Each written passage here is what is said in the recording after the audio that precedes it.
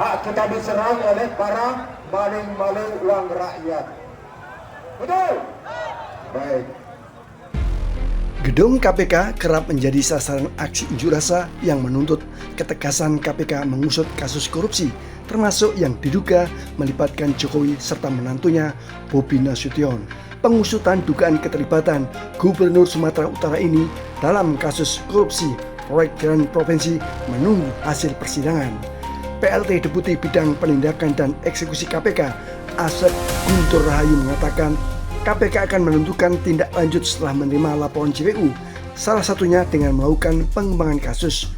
Tunggu sampai persidangan ini selesai dan nanti akan ada laporan dari Pak Jaksa terkait dengan pelaksanaan persidangan, ujar Asep dalam keterangan tertulis kepada media massa. Di persidangan, Direktur Utama PT Rona Namora, Akhirun Piliang alias Kirun, dan anaknya Rayhan Piliang didakwa menyuap Topan Ginting untuk memenangkan tender proyek jalan.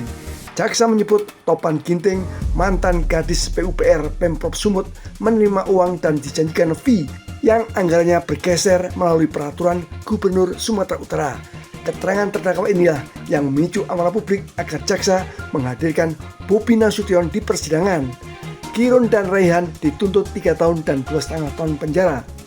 Ini kedua kali nama menantu Jokowi muncul di sidang korupsi.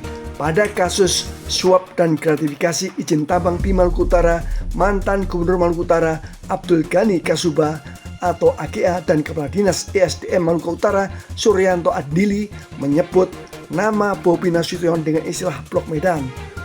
Ini untuk merujuk pada area izin usaha pertambangan iup nikel di Halmahera Timur. Ketika itu, Bobi masih menjabat sebagai Wali Kota Medan. Belakangan KPK menerbitkan surat perintah penghentian penyidikan SP3 kasus AGK karena ia meninggal dunia. Indonesian Corruption Watch (ICW) mengecam KPK menghentikan penyidikan perkara yang menyeret Bobi Nasution dan istrinya Kahiyang Ayu. Seharusnya pengembangan kasus dugaan korupsi di Blok Medan tidak dihentikan begitu saja. Ini lantaran sampai sekarang belum terungkap apakah terdapat perdagangan pengaruh atau bahkan suap menyuap dalam pertemuan-pertemuan antara Bobi dengan AGK. ICW menduga praktik tersebut diduga dilakukan guna mengamankan jatah konsesi tambang bagi perusahaan milik Kahiyang. Kini publik menanti hasil akhir sidang korupsi jalan di Sumatera Utara. Ini bisa menjadi indikator apakah Presiden Prabowo serius menegakkan hukum, sebab selama 10 tahun kepemimpinan Jokowi, hukum digunakan untuk kepentingan politik rezim. KPK yang dibentuk karena Polri dan Kejaksaan tumpul menghadapi koruptor justru dikebiri di era Jokowi. Dan pimpinan KPK sekarang ini adalah pilihan Jokowi. Dalam batas ini, publik menuntut arti relasi Prabowo dan Jokowi yang disebutkan sebagai hopeng.